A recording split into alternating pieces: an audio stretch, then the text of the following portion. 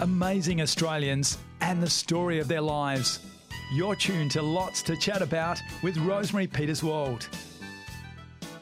Hello once again, listeners, and as usual, it is terrific to be with you. My guest today is someone who has been part of this show since the very, very beginning and part of 4RPH Reading Radio for a very long time.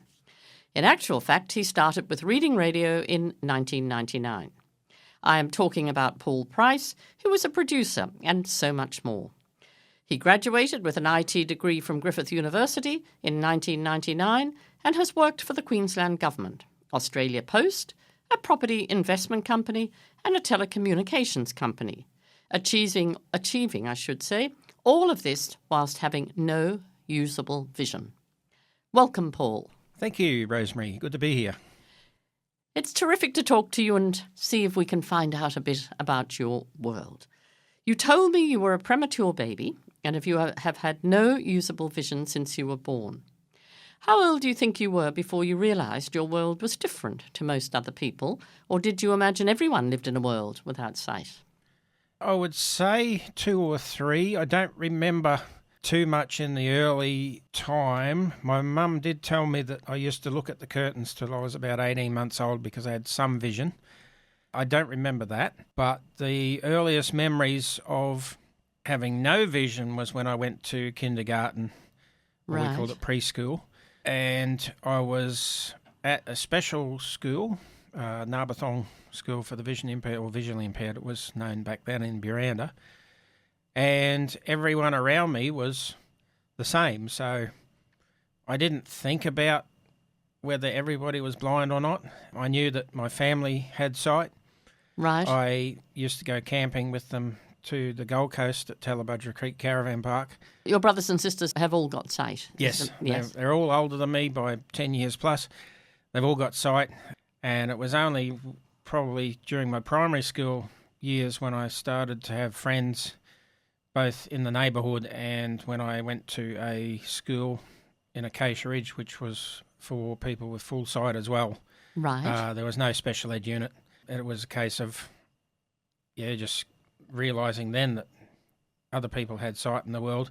I think I did have some discussions with my father when I was 2 or 3 about how sight works and whether everyone was like me. I know I imagined when I was really young that to see something there'd be a line that would go from your eyes to whatever you saw. Now, that I realised eventually was not true. And then we move on to colours, which we can talk about later because that's a completely different discussion. A different thing. Yep. But I must say that it didn't sort of hold you back at school at all, did you? Because sport was a very much part of your life. You even actually played blind cricket, didn't you? And other sports. So can you tell us a little bit more about that, how all that worked for you? I started sport in primary school. We were encouraged to do a little bit of sport in primary school, and that consisted of track and field and swimming, and I competed in a number of national championships for both track and field and swimming. I held some Australian records in both of the sports.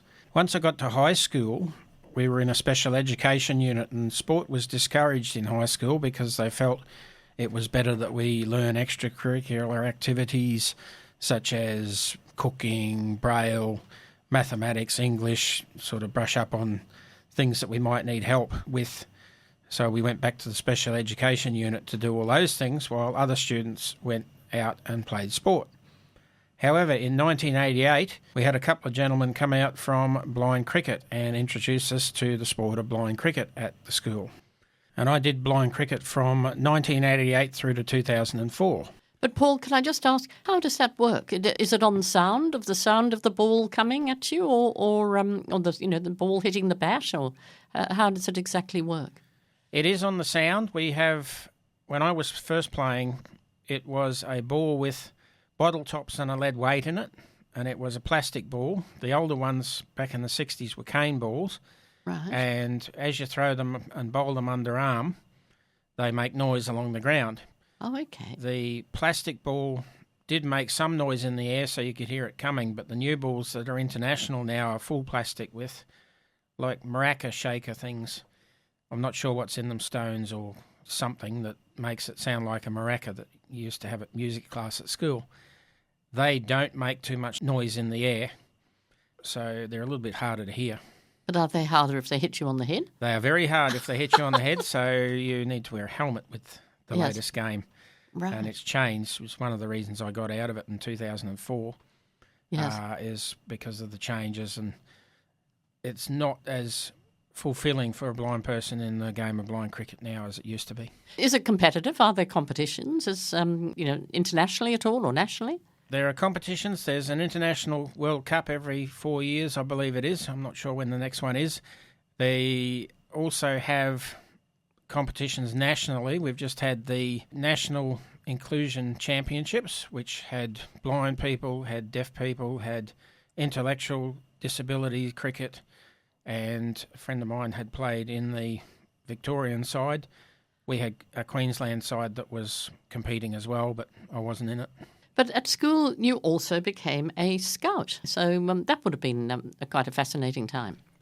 Scouts was a lot of fun. Yes. I started, can't remember what year it was now, but one of the school teachers that I learnt with at school, her husband was a bus driver, but he was also the scout leader down at one of the local scout dens down at Sunnybank. Right. And a friend of mine from school also started about the same time as I did, so we went through the scouts together, and I managed to make it to patrol leader. The only thing they wouldn't let me do was the fire lighting exercises, but I learnt how to tie knots. The scout leader sat with me and showed me by touch how every different lashing was tied, whether it be square lashing, clove hitch, all of those, and I still use some of those in my camping today. Do you think that's where, I know we'll come back to your camping a little bit later, but do you think that's where your love of going out into the bush and camping under the stars started? Probably not. I think it started when I used to camp down the Gold Coast at Talabudra with my mum and dad. For close on 20 years, we went down to Talabudra Creek Caravan Park. Started when I was a baby. They were doing it long before I was born as well, and I enjoyed going down. We went down for 6 weeks every Christmas usually, and then sometimes during the year for school holidays as well. So I think that's where my love of camping started. You would have absolutely been very attuned, I would imagine, Paul, to the smells and the noises and all the wonderful sounds of the bush. I certainly was. I loved it when I camped at the Talabudra Creek Park, because I had ended up making friends as well with the local kids that came down from various places in Brisbane, because everybody went there for the holidays. So we used to walk the streets. We'd go on. I used to have some surf skis, and I'd paddle up the creek with friends of mine. They'd be on one surf ski, I'd be on another. We had a tandem bike for a while, and we rode around the caravan park and up the streets and had a lot of fun. How wonderful. And there's something so unique about the Australian bush, isn't it? The smell of the gum trees and, it's just the smell of the surf and whatever. So it's so unique to Australia and to our bush. But Paul, you then went on to university and you graduated with an IT degree. Now that's an incredible achievement for anyone, I might add, let alone someone who is sight impaired. So what aids did you use to sort of achieve those results? Well, back then we had no internet or very little internet. Of course. It was the universities had an internet, but that was about it. When I finished, the World Wide Web was just starting to be a thing. So a lot of my textbooks were either in Braille or they were on cassette. If they're on cassette or Braille, it often took 3 to 6 months to have them produced. We had lecturers who would tell you in September the year before, yes, I'm using this book for the class. We'd go get it ready, and then they'd say, no, I've changed the book, I've written another one, so we'll use that. Caused a lot of delays sometimes to actually doing the study, because I'd have to get the information redone. This would mean that I'd have to come back in the following semester of the following year and do the subject again, because they would have to wait for the books, of course, or it wouldn't be done at all, in which case I would sit in lecture theatres where lecturers would have overhead slides, which also were not accessible. I would take notes with a computer that I had at the time called a Eureka A4, and it was a Braille computer, the first one of its kind. And I would listen to them telling me about things like funny N and curly P and mathematical symbols that I had no idea about. Right. Some of the mathematics subjects I got to pass by special consideration because the books and the materials were just not there. But I did excel in the psychology-based subjects. We did a lot of group work. We did a lot of psychological theory and learn about computers in the human context and how they were affecting people in the early days. And particularly with the teamwork subjects, I really did well in those and concentrated my majors, most of them, on that sort of subject, with the exception of artificial intelligence, where a lecturer actually sat me down for an oral exam. All right. And he knew that I knew some information, didn't have a lot of other information that hadn't come through on time, so he tested me on what I had listened to and what he taught me. And to my surprise, 3 hours with 3 lecturers, 2 professors, I think, and 1 doctorate, and I got a credit out of that. I'm not sure how. Oh, well, you were obviously not only very clever, I would add, but I would think, but also a very hard worker, and that's how you achieved so much at university. It was a long slog. I would probably never do it again. Right. Even though accessibility has changed, the lecturers are now online with a lot of their slides and their notes, etc., Yes. and textbooks and things. I do remember one of my artificial intelligence, or I think he was doing logic actually. Originally, they had decided at the university they're going to record the lectures on cassette for me. So a tech came in and said to this guy, "You need to wear a microphone. We're recording this for a person in your class." He said, "No, I'm not wearing a microphone. I pace when I lecture. I'm not doing it." Oh, right, right. Then he spotted me in the front seat. Yes. "Oh, we're recording it for you." He said, "Okay, I will. Oh, I will wear it." right. Apart from being a little bit of an embarrassment and then Yes. having to listen to him trip over the cord because they had no wireless microphones back then. And he still paced, Yes. tripped over the cord, but we got the recordings. Oh, how terrific. I mean, computers obviously has made a huge difference, not only to all of our lives, but I would imagine to those that are sight impaired. But it always fascinates me to see how I'm actually looking, listeners, at the moment at Paul through the window, who's not only being my guest here today, of course, he is producing the show as well. And I'm absolutely fascinated that all the buttons that he has to press and push and turn and whatever, that he does it all so incredibly professionally. So a lot of it must be by feel, I would imagine. Is it, Paul? A lot of it is by feel and by memory. Yes. So we've set it up so that different channels have different microphones or CD players, mini discs, which we don't use often anymore. We've got the laptop computer for all the music is on one channel. Right. We've got a CD player on another channel. We've got microphones, 1, 2, 3, and a few spare channels. But the idea is to actually learn this stuff, which is possible. I've got a number of friends who are audio engineers, and generally we learn by touch. We have a screen reader on the computer which will talk and tell us what's on the screen. We're about 14 minutes into this interview, so I can tell what time and I can tell levels and or peak levels so that try and make everything so it sounds good. The technology has come a long way from what it was when I was at school. And probably a long way since you started here as a producer in 1999. A long way since when I was here in 1999. We had reel-to-reel tape machines. Yes. I would have 2 of those behind me, one across to the side of me on the right-hand side, and we would use those. I learnt to cut and splice tape and didn't do it often. We used to do what we call dub edits, so if you made a mistake, you stopped, rolled the tape back and then started again at a particular point, which we've done in interviews and stuff before, and I do in readings now, even with the computer, but it's a lot easier. You can cut and paste and get rid of things you don't want to say, etc., etc. But It has come a very long way, and the accessibility's got a lot better than what it used to be. I would imagine it has. I have just finished reading actually Tim Bowden's book, who started in radio back in the 1950s, and he talks about that cutting and splicing and whatever, and it sounded extraordinarily difficult, and he has absolutely full sight. But listeners, you are listening to Lots to Chat About, and my guest today is the amazing Paul Price, who's a producer here at 4RPH. But he has achieved so much more after being born with no usable vision.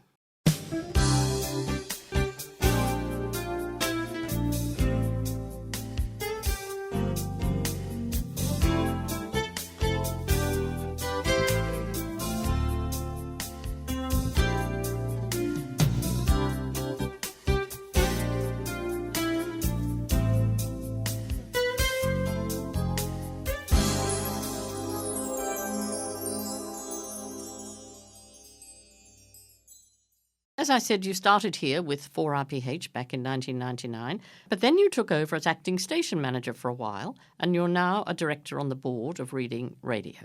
Tell us a bit more about what it was like back then, nearly a quarter of a century ago, when you started here, not just with the machinery, which we've just gone over, but a little bit more about where the studio was at that stage and who was sort of involved.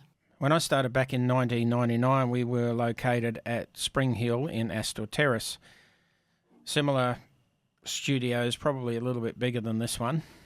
And we had, as I said, the reel-to-reel tape machines. We had a different panel for the studio, both this production studio and the on-air studio. And initially I was not going to do on-air. I started as a producer. Right. And thought, no, never will do on-air. Yes. Don't want to do it. Somebody was late one day, our station manager at the time, and he wasn't going to make it in. So they said to me, You're on, mate. You need to go in there.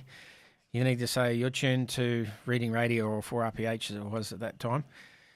We're crossing to the BBC, and then you need to turn your mic off, press the button for the BBC, and that's it.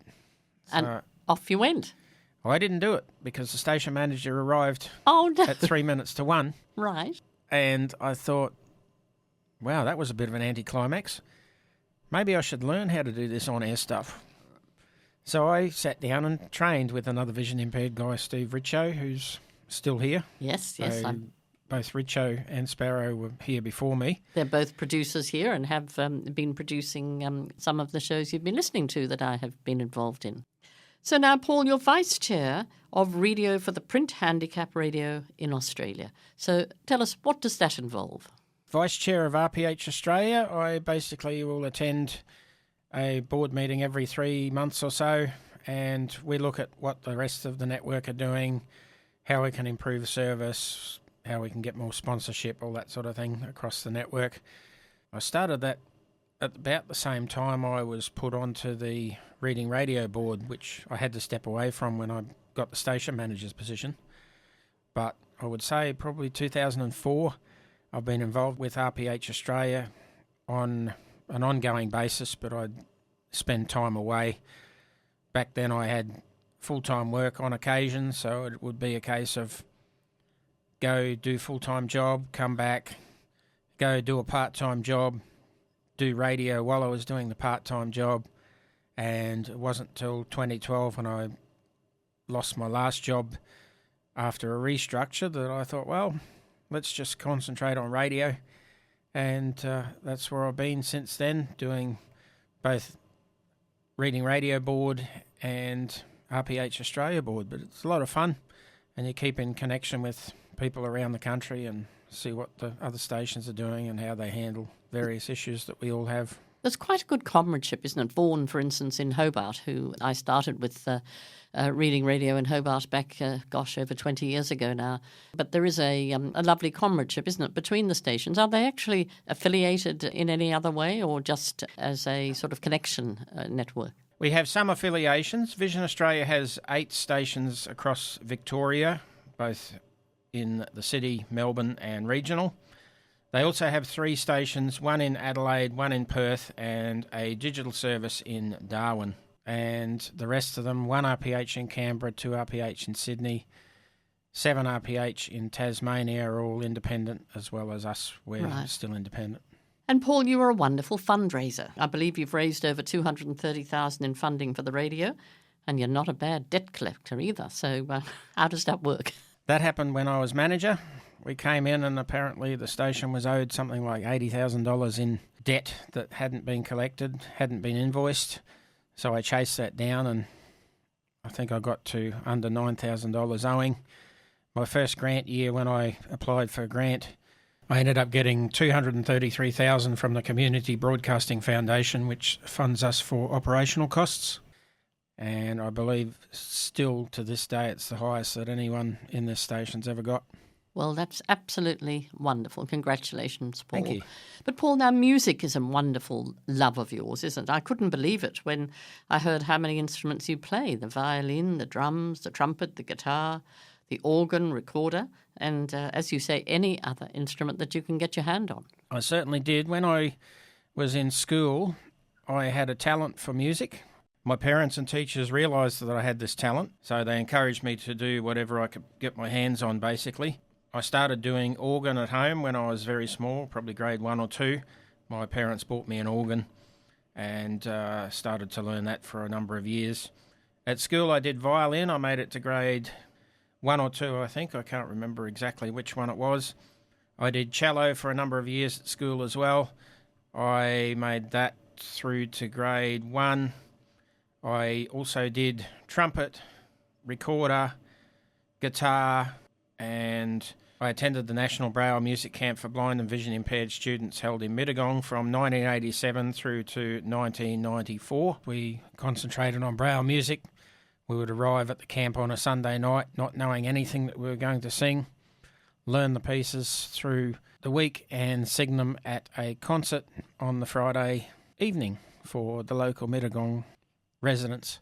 They'd come down and I think they donated a lot of funding as well for the camp so it could go ahead, but they would have the concert and then have supper and we'd all have some fun. And oh, how lovely. And are you playing a particular instrument at the moment at all that's your favourite instrument, or do you sort of play a little bit of everything?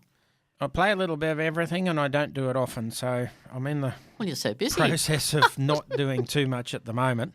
However, when I get the chance, occasionally friends of mine and I will get together and we'll have sing-alongs. It's a little bit harder now that all my singing friends have moved interstate, but when they were in Brisbane or years ago when I could afford the time and the money to go down and see them, I would go down to Lismore and we'd have a small group of friends and we'd sing and how lovely. Do a lot of stuff and have fun and be silly and terrific. All the stuff that comes with being in a choir. I've been in a couple of choirs that. The comradeship is magnificent, isn't it? In a choir, really, really good. Yes. You hear of rugby choirs and things like that around the world where people all get together.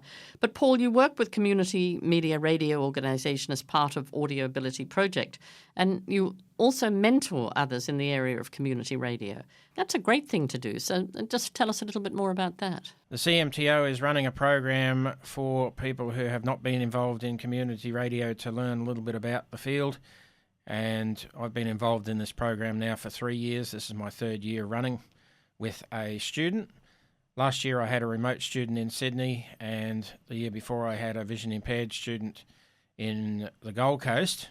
This year we've just started in the middle of February, and I have a student with full sight. This is the first student that I have with full sight, and we're learning some information that's prescribed in the course.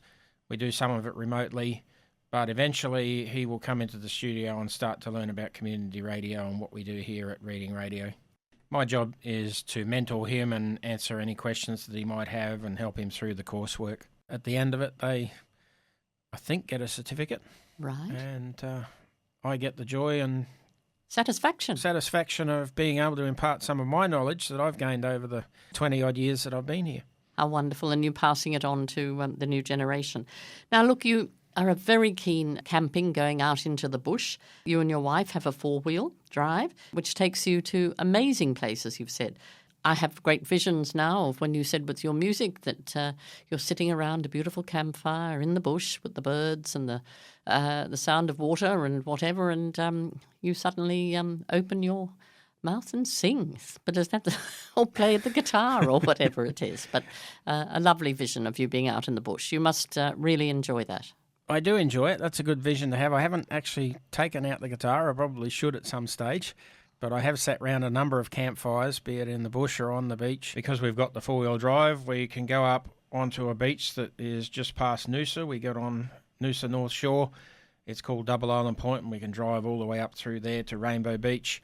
There's camping sites up there that we can camp on as well. Yes. Love going up there. We go into the back of the Sunshine Coast hinterland. There's a few bush camps in there that we can go to and enjoy the weekend, just get away from it all and enjoy the serenity. It's really, really good. And my wife drives a Nissan Patrol and tows a 19'6" caravan, so it's awesome. And you assured me that you're not a backseat driver. But I'm not a backseat driver, although I have driven in a paddock.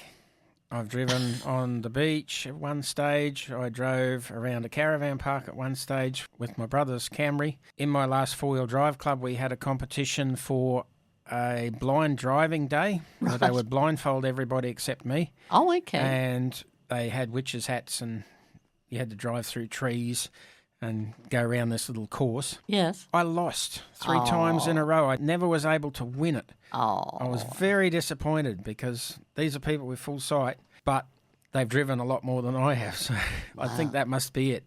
It wasn't the vision disability that got them over the line, but were they fully blindfolded? Yes. Yep. In theory. So. In theory, that's right. But, yeah, I'm disappointed that I didn't win. Oh, you tried. But it was a lot of fun. And you tried. I did. And that's an achievement in itself. Now, Paul, you were nominated for the Blind Australian of the Year Award in 2022. That is an incredible achievement. Thank you. Yes, I was. I didn't make the cut. It was a lot of fun, and hopefully I'll get nominated again, or this is an award you can actually nominate yourself, so I might just do that. You certainly should. And I'm sure if you don't, I'm sure somebody else at RPH will do that for you. Thank you, hopefully. So quickly, as we're running out of time, what's in the future for Paul? And also, what's in the future, do you think, for equipment, etc., for sight-impaired people? Are there any really wonderful inventions that are coming online? There are a few. There's a lot around artificial intelligence, which is going to help us, I think. I'm not sure what they are yet, but I know ChatGPT is something that will help. There's a few different headsets coming out that look pretty good as far as Bluetooth capability and bone conduction, which is important because it gives you hearing out of your ears as well, so you can cross roads and do travel, but you can also hear phone calls and things like that. Future for me, I'm not real sure yet. I'm going to stay here and continue to do this production work. Well, that's good to know. See where life takes me. I'm always looking for work because I've only got one day at the moment, so if I can get another couple of days, it'll be a lot of fun, a bit easier, and I'm happy to try anything once. Well, there you are, listeners. If there's somebody out there that wants a real goer like Paul, you know where he is. So thank you very much, Paul Price, for the time you spent with us today telling us about your life as a sight-impaired person. And you've achieved so, so much. And thank you for all the time you have given to 4RPH, and particularly to producing and editing this show that I'm involved with. Thank you, Paul, and thank you, listeners. Thank you very much for your time and the opportunity to be interviewed. It's been a pleasure. Thank you. Great friends and great chats. That was another Lots to Chat About with Rosemary Peterswald. Stay tuned next week for another amazing chat.